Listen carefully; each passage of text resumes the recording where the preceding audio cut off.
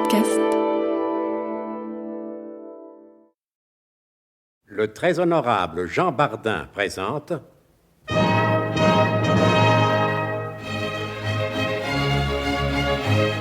Bon baiser de partout.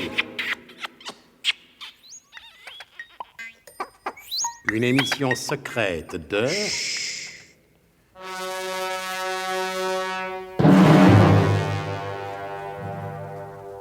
Donc, à l'hôtel des Thermopyles atomiques à Athènes, Zorbeck-Legras et Wilhelm Fermtag ont réussi la première partie de leur plan de l'enlèvement du professeur Slalom Jérémy Menerlach. Celui-ci, n'ayant pu résister à la grâce provocante de Simone Aloalpé, la vedette bien connue qu'il avait aperçue se promenant sur son balcon, avait renvoyé prestement Célestine Truscott chez elle pour accueillir la jeune artiste, celle que les connaisseurs appellent la reine du striptease à l'envers. Mais Simone Aloalpé était une créature de Zorbeck-Legras, et elle versa dans le whisky du physicien une forte dose de narcotique. Pour le moment, Zorbeck-Legras et Wilhelm Fermtag transportent par le balcon le savant endormi pour l'amener jusque dans la chambre voisine qu'ils ont louée en se faisant passer pour des artistes chinois. Oh, attention. Fermtag ne le cognez pas. Cette tête vaut des millions de dollars, ne l'oubliez pas. Mais je fais attention, Zorbeck, mais il est lourd, hein, très lourd. Encore un petit effort et nous arrivons.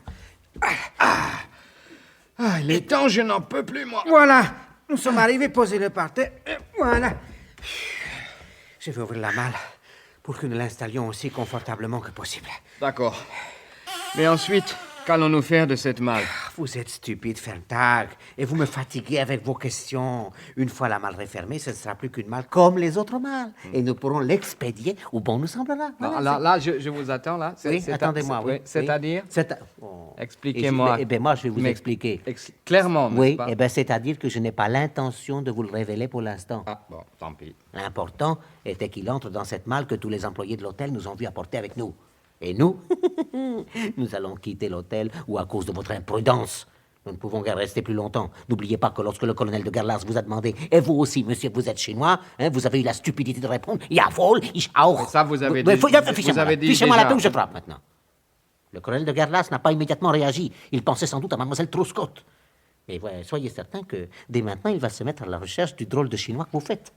Qui se chargera de la malle? Mais les employés de l'hôtel sont là pour ça, non? Et vous croyez que les professeurs ne risquent rien là-dedans? Qu'est-ce que vous... Absolument rien. C'est une malle qui comporte tout le confort, climatisation, direction assistée. Allons, voyons, donnez-moi la clé que je ferme. Attends. Voilà, ici. Et voilà, c'est fait. Maintenant, il ne nous reste plus qu'à descendre à la réception, payer notre chambre et dire qu'on nous fasse suivre nos bagages. C'est tout. Mais c'est tout. Mais là, les faire suivre où? Oh, qu'il est... Où nous irons, parbleu. Allez, venez, il est temps. Oh, qu'il est...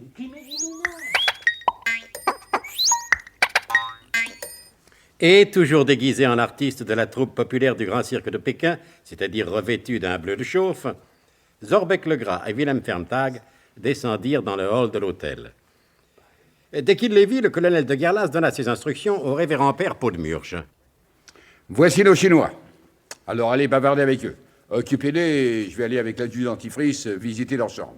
Et compris, hein? Occupez-les. Mais, mon colonel, je ne parle pas le chinois. Oui, mais comme eux ne parlent pas le français, vous êtes fait pour vous entendre. Allez, débrouillez-vous. Bien, mon colonel. Et le révérend père Podmurge se dirigea vers les deux artistes chinois qui attendaient patiemment qu'on leur préparât leurs notes. Ainsi, messieurs, vous êtes chinois. Oui, certes, je vous entends, mon fils du ciel, comme dirait le colonel. Et vous aussi, monsieur, vous êtes chinois? En effet, pour que ne se renouvelât point l'impair commis à leur arrivée, Zorbeck-Legras venait de balancer à Wilhelm Fermtag un gigantesque coup de pied dans le tibia droit. J'ai compris. Taisez-vous, Fermtag, vous répondez en chinois, je vous en prie. Mais je ne sais pas, Zorbeck, Mais vous allez voir, c'est très simple. Oui. Et ça fait longtemps que vous êtes à Athènes? Sachant les deux Chinois occupés par le révérend père Podmurge, le colonel de Gerlas appelle l'adjudant dentifrice et à eux deux, ils montèrent visiter leur chambre. Alors ça, c'est drôle, alors, mon colonel. Alors, les Chinois, ils avaient leur chambre juste à côté de celle du professeur. Quel drôle de gens, tout de même, ces Chinois, alors. Ne soyez pas raciste, Tifris, je vous en prie. Oh, je suis pas raciste, mon colonel. Mais vous direz ce que vous voudrez, les Chinois, c'est pas des gens comme nous, alors. Enfin, comme vous et moi.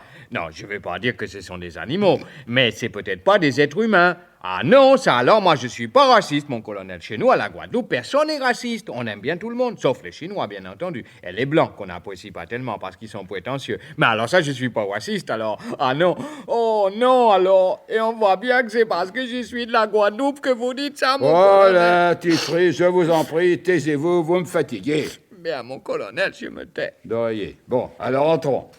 Et ils entrèrent. Tiens, une malle. Ah ça, vous avez raison, mon colonel. On dirait bien une malle. Elle est pas mal, hein, cette malle. Oui, on y soit qui mal y pense, oui. Mais c'en est une, soyez-en assurés. Ouvrez-moi cette malle, Tifris. Oui, alors donnez-moi la clé, mon colonel. Si j'avais la clé, je ne vous demanderais pas d'ouvrir cette malle. Je le ferai moi-même. Alors vous voulez dire, il faut que je fasse la serrure? Ben, naturellement. Faites-moi confiance, mon colonel. Aucune serrure m'a jamais résisté. Je prends ma petite épingle de cravate et hop, vous allez voir. Là, ça, c'est drôle, alors. C'est idiot, ça, c'est vraiment idiot. Alors, ça, vous allez rire, mon colonel. Ne demande pas mieux, parce que les occasions se font de plus en plus rares. Ah, je viens de casser mon épingle dans la serrure. Et ça vous fait rire. Pas vous, mon colonel. Non. C'est pourtant drôle, ça arrive juste au moment où je vous disais qu'aucune serrure me résiste. Tifris, débrouillez-vous comme vous voudrez, mais ouvrez-moi cette malle. Faites-moi confiance, mon colonel, c'est comme si c'était fait. Oui, ben faites-le quand même. Et je demande pas mieux, mais comment? Ça vous regarde. Est-ce que je peux donner des coups de hache dedans? Vaudrait mieux pas.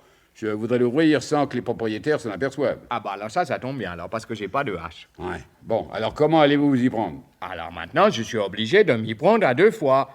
Mon colonel, avez-vous une épingle de cravate? Non, mais j'ai une épingle de sûreté nationale. Est-ce que ça fera l'affaire? Donnez toujours. Voici. Aïe! Oula! Oh, je me suis piqué!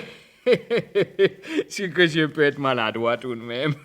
Parce que je peux être maladroit, alors ça, c'est rien de le dire. Ah Alors. ouais, ça, il faut le voir pour le croire. Attendez, alors, moi, maintenant, je crois que ça va aller, alors, oui. Et pendant ce temps-là, dans le hall, près du comptoir de la réception, le révérend père Paudemurge continuait de faire la conversation aux deux pseudo-chinois. C'est la première fois que vous venez en Grèce? Ah, ici, le révérend père commence à nous casser les nids d'hirondelles. Pardon, mon ami, que dites-vous? Je crois qu'ils sont fantastiques, les gars, ici. Ah oui. Et le brave adjudant Marie-Rose Tifris étant venu enfin à bout de la serrure récalcitrante, le colonel souleva le couvercle. Oh! Oh, alors ça, pour une bonne blague, c'est une bonne blague. Oh, il est plutôt bien de sa personne, le professeur. Taisez-vous, Tifris, et refermez cette malle. Mais pourquoi, mon colonel, on va pas le laisser le professeur là-dedans? Si, Tifris.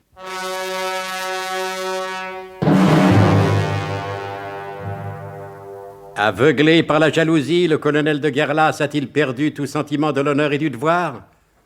Vous le saurez sans doute dès les prochains épisodes de notre grand feuilleton de mystère, de suspense et d'espionnage, Bon baiser de partout. C'était Bon baiser de partout. Une émission secrète de... Pierre Dac et Louis Rognoni. Avec Roger Carrel, Pierre Dac, Claude Dasset, Laurence Riesner, Alain Roland. Décryptage et mise en code, Jean-Wilfried Garrett.